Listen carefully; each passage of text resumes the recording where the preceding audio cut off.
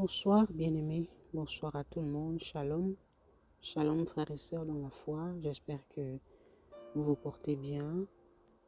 Par la grâce de Yeshua, je me porte bien, le Seigneur est au contrôle, le Seigneur me fortifie au quotidien, malgré les épreuves que nous pouvons tous traverser, le Seigneur est là, il n'abandonne pas ses enfants. Alors avec l'aide de Yeshua, je viens encore ce soir pour partager un message, une exhortation. Et je vais remettre ce moment entre les mains du Père avant de commencer. Seigneur, béni soit ton nom. Merci, Papa, pour ce temps que tu permets. Merci pour la grâce que tu nous accordes au quotidien de vivre, de respirer. Merci, Père, pour ce temps que tu permets afin que nous puissions encore, Seigneur, à la lumière de ta parole, Seigneur, nous exhorter, nous encourager, nous fortifier. Seigneur, je te remets ce temps, Père, afin que tu prennes le contrôle, Yahweh, mon roi, et que tout ce qui va être partagé, Papa, soit selon ta volonté, Papa, selon ton esprit. Prends le contrôle, mon roi, Père, de ce temps, Yahweh, que toute la gloire, Papa, te soit rendue. Au nom de Yeshua. Amen. Alors, frères et sœurs dans le Seigneur, comme je disais, ce soir encore, par la grâce de Yeshua, je veux partager un message qui m'a beaucoup encouragé. Et nous allons lire dans 1 Thessaloniciens, le chapitre 3. 1 Thessaloniciens, chapitre 3, du verset 1 au verset 5. C'est pourquoi nous pouvons attendre davantage. Nous avons trouvé bon de rester seuls à Athènes. Et nous avons envoyé Timothéos, notre frère, serviteur d'Élohim et notre compagnon d'œuvre dans l'évangile du Mashiach, pour vous affermir et vous exhorter au sujet de votre foi, afin que personne ne soit agité par ces tribulations, puisque vous savez vous-même que nous sommes destinés à ces choses.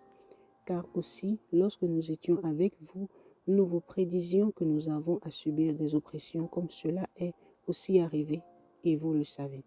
C'est pour cela que moi aussi, n'y tenant plus, j'ai envoyé pour connaître votre foi, de peur que le tentateur ne vous ait tenté et que notre travail ne soit devenu inutile. Alléluia. Alors, comme je disais, ce message m'a particulièrement fortifié de la part du Seigneur parce que, comme je disais, on a tous des combats, on a des moments vraiment difficiles qu'on traverse. Et si ce n'est pas vraiment avec l'aide du Seigneur, on ne s'en sort pas. Et ce message m'a boosté, en fait, m'a vraiment réveillé. Et j'ai réalisé, en fait, que le Seigneur, même malgré nos combats, ne veut pas qu'on baisse les bras. Et particulièrement au verset 3, à partir du verset 3 du moins, le Seigneur ne veut pas que nous soyons agités par nos tribulations. En fait, cela signifie tout simplement que oui, le Seigneur permet des combats dans nos vies. Oui, parfois c'est très intense. Mais ce qu'il attend de nous, c'est que nous gardions la foi, bien-aimés. Nous devons garder la foi. On ne doit pas tomber dans la dépression à cause de l'oppression. On doit savoir une chose, c'est que même l'oppression que le Seigneur permet, c'est pour notre bien, c'est pour nous enseigner. C'est parfois même pour nous faire passer à un autre niveau avec le Seigneur. Parce que nous savons, bien-aimés, qu'avec le Père Céleste, c'est de gloire en gloire. Et il passe parfois par les combats pour nous faire passer à d'autres étapes avec lui, à nous enseigner encore d'autres choses qu'on ne connaissait pas. Et si nous voyons nos combats toujours comme une souffrance, en fait, comme une torture, alors on n'apprend rien de nos combats. Nous devons être persévérants, nous devons savoir que les combats sont là pour nous enseigner. Bien-aimés, tenez ferme. Le Seigneur, même dans les combats, il est présent. Il n'abandonne personne. Nous devons rester joyeux même dans les difficultés.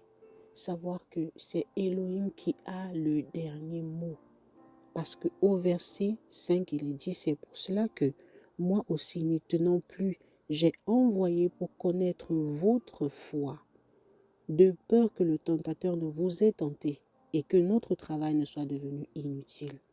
C'est que dans la tribulation, dans les combats, si tu perds la foi, ça veut dire que l'ennemi a pris le dessus sur toi. Parce que qu'est-ce que l'ennemi va chercher à faire? Il va attaquer ta foi. Dans ta souffrance, il va te dire, est-ce que le Seigneur est encore avec toi? Est-ce que quand tu pries là, il t'entend encore? C'est ceux qui t'ont abandonné. C'est ceux qui ne te calculent plus. Et ça, c'est pas vrai. Ça, c'est un mensonge de l'ennemi. Moi, c'est un message qui m'a particulièrement fortifié parce que quand on souffre, parfois on ne se rend pas compte mais on laisse n'importe quelle pensée nous atteindre. Et ça, c'est les pensées de l'ennemi qui vient, qui te souffle là, tu vois, le Seigneur n'est plus avec toi, le Seigneur il t'a abandonné, regarde comment tu souffres. S'il était là, est-ce qu'il devait te laisser souffrir aussi longtemps? Bien-aimé, ça c'est les mensonges de l'ennemi. Il veut attaquer ta foi, il veut attaquer notre foi. Et pour ça, nous devons dire non. Même si l'épreuve dure, même si c'est difficile, même dans l'épreuve là, tu passes par le silence du Seigneur. Garde la foi, bien-aimé. Tout ça, c'est des tests. On est à l'école. On est à l'école. Parfois, tu peux te demander, Seigneur, comment est-ce que tu peux permettre, papa, combat sur combat. Dès qu'un combat finit, un autre commence. Le Seigneur est souverain, frère. Le Seigneur est souverain. Nous devons rester vaillants. Nous devons rester affermis.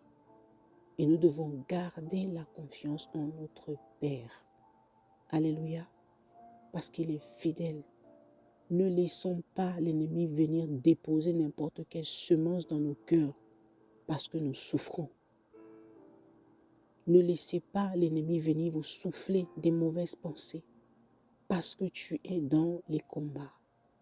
Apprenons à dire non. Voilà pourquoi au travers de ce message, le Seigneur veut tout simplement nous dire de ne pas perdre la foi. De ne pas perdre la foi. Paulos, en envoyant Timotheus parler aux frères de Thessalonique, c'est parce qu'il avait vraiment, comme on dit au verset 5, il a eu peur que le tentateur ne les ait tentés et que leur travail ne soit devenu inutile. Est-ce que vous réalisez, bien-aimés? Paulos a prêché la parole à Thessalonique. Il a laissé ses frères avec la parole et avec le Seigneur. Mais en même temps, il vient se rassurer encore que cette parole-là, ils ne l'ont pas perdue, mais qu'ils la gardent toujours, malgré les difficultés. Ne lâche pas la main du Seigneur parce que tu souffres, frère et sœur. Ne lâche pas la main du Père parce que tu es dans les combats. Même si tu ne comprends plus rien, ne lâche pas la main du Père. Il finira par te parler. Ne laisse pas l'ennemi venir te raconter n'importe quoi. Ne laisse pas l'ennemi te dire « Ah, le Seigneur t'a abandonné » parce que ce n'est pas vrai. Ça, ce sont des pensées que nous devons rejeter immédiatement et systématiquement au nom de Yeshua. Ce sont juste des paroles pour nous affaiblir. Ou même, je dirais, pour nous achever en fait. Parce qu'il voit que l'épreuve est là, on souffre déjà. Mais il vient en fait juste pour nous achever en fait. Et ça, on ne peut pas le permettre. Nous devons apprendre à dire non. L'ennemi là, il peut passer par n'importe qui. Par un proche. Pour te dire, regarde comment tu souffres. Est-ce que le Seigneur est encore avec toi? Ce Elohim là que tu pries tous les jours. Ici, regarde ta situation ne change pas. Ça, c'est le bavardage de l'ennemi, bien-aimé. Accroche-toi au Père. Accroche-toi à ce que le Seigneur t'a dit. Ne laisse pas l'ennemi venir détruire ta foi. Ne laissons pas l'ennemi venir nous ébranler. Il n'attend que ça. Il n'attend que ce genre de moment pour venir nous déstabiliser encore davantage. Nous devons garder la joie du royaume dans nos cœurs et nous dire que quoi qu'il en soit, le Seigneur est toujours là. Il n'abandonne pas ses bien-aimés. Moi, c'est un message qui m'a honnêtement encouragé, fortement encouragé. Et je bénis le Seigneur pour ça. Ce message est arrivé vraiment à un moment où j'en avais vraiment besoin. Parce que accablé par les combats, accablé vraiment par les tribulations. Mais cette parole m'a requinqué, en fait, si je peux le dire ainsi. M'a fortifié, a boosté ma foi. Nous ne devons pas laisser n'importe quelle parole nous atteindre. Nous ne devons pas laisser n'importe quelle parole nous déstabiliser. Nous devons garder la foi. Garder la foi en notre Elohim. Même quand tout va mal, même si on ne comprend rien, même si on ne sait pas pourquoi on passe par telle ou telle situation, on doit garder la foi, bien-aimé. On doit garder la foi. Alléluia. C'était vraiment pour nous encourager, pour fortifier un cœur encore ce soir et pour nous dire à tous, le Seigneur est vivant. Il ne délaisse pas son peuple. Que ta situation ne te fasse pas douter du Seigneur. Que ton épreuve ne te fasse pas oublier quel Elohim puissant tu sers. Parce qu'il n'a pas changé. Parce qu'il n'a pas changé. Soyez tous encouragés, bien-aimés. Tenons bon, tenons ferme. Tenons ferme au nom de Yeshua. Soyez bénis. Amen.